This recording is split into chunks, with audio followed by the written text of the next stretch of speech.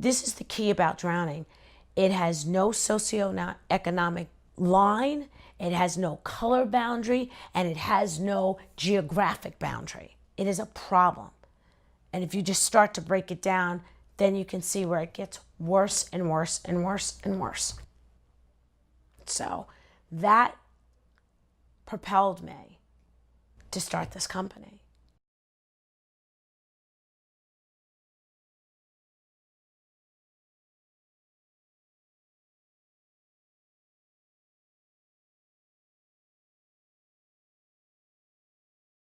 The lessons, I never forget, at the black pool were always open.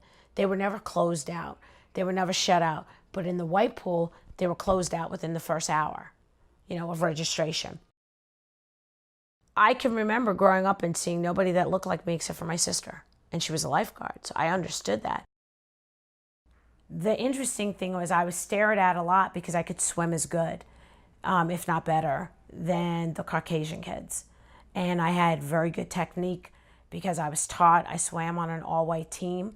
But to me, I didn't care because I just loved the water. So I wanted to swim. So I didn't care if I was swimming with a bunch of dolphins. I just wanted to swim.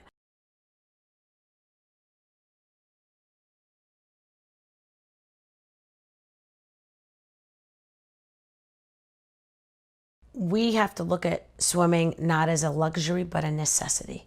That's it. Like reading is a necessity. Mathematics is a necessity. Swimming is a necessity. It is. It is.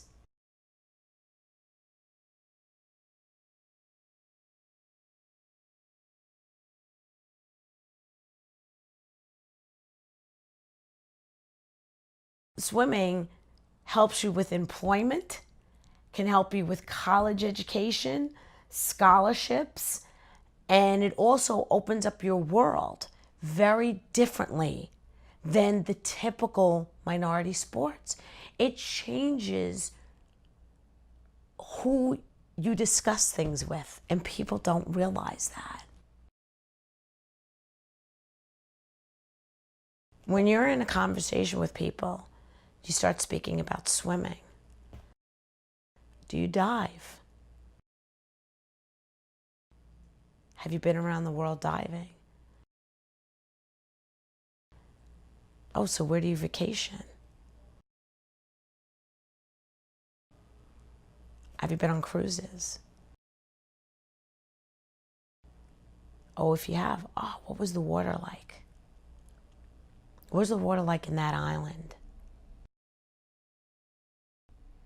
Oh, I got this great swimming hole that's up north. You should really check that out with your friends.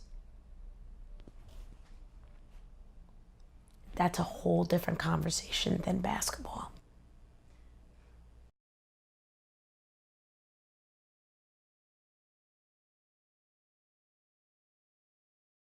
People don't equate swimming with an economical change, and it can be an economical change because at 15 years old, when you can be a lifeguard making 13 and change while your friends are making $7 flipping a burger, that's an economical change, number one. Number two, if you're decent as a lifeguard, you can have that job right through high school to college. And here's something else, even if you're smart and you're a good swimmer and you want to go to an Ivy League school, they find out you're a swimmer, they'll stick you in a boat to row, but you got to know how to swim.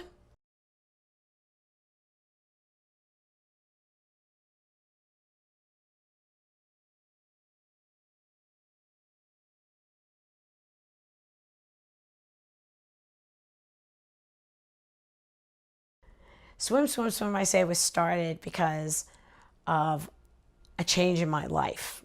And that's about the best way to put it. I was wrongfully terminated from my medical field job, and I was a lost individual. I had wrapped my life so far around my career.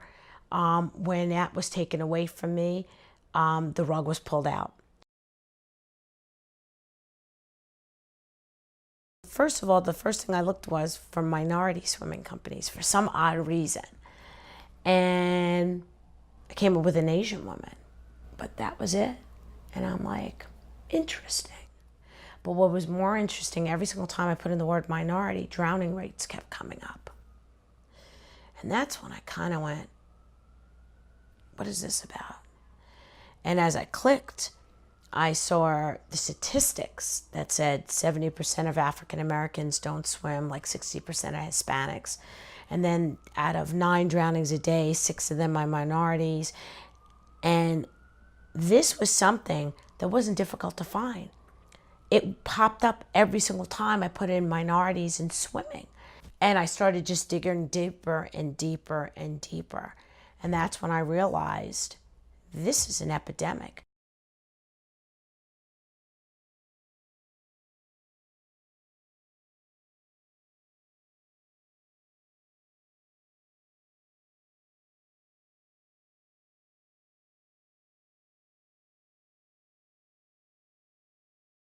Put 10 people in a boat in the middle of the ocean, only 3 of them are getting back to the shore. What does that tell you? 3 out of 10. That means 7 of them have drowned. You don't need to understand statistics. And it doesn't have to be. The CDC, when they did all their studies and all of this was collected, they said in their study, the way that this can be combated is by having swimming lessons. Drowning will never have to exist again. It won't have to be the second leading cause of accidental death among children. It will not have to be a 70% of African Americans don't swim. It will not have to be 9 drownings a day. All of that could go away with swimming lessons.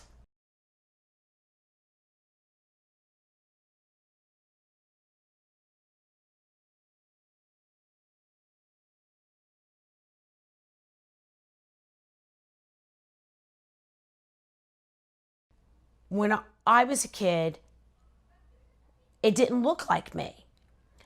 And New York City is extremely diverse. So when I made my company, I wanted it to look like New York City.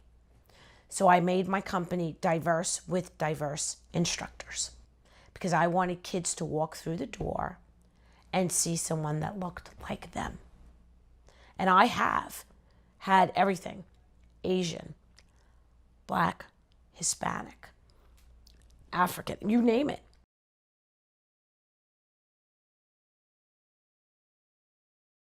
If someone looks like them, then they can perceive the fact they can do it.